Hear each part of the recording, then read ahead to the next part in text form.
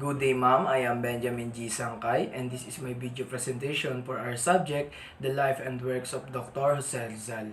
In this video, I will show you my handmade backgrounds for three of Dr. Jose Rizal's poems and explain their meanings and importance. The first poem I choose is the Mi Amor, or To My Love.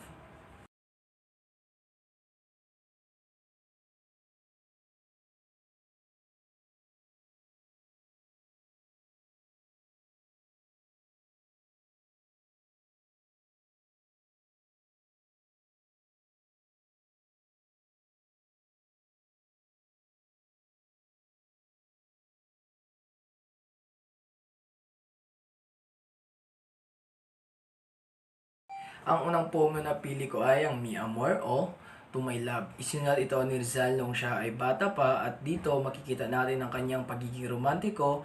Ipinapahayag ng tula ang malalim niyang damdamin ng pag-ibig, tapat, dalisay at puno ng pag-asa. Pinapakita rin dito na si Rizal ay isang tao na marunong magmahal, hindi lang bilang bayani kundi bilang isang normal na tao na may emosyon at puso.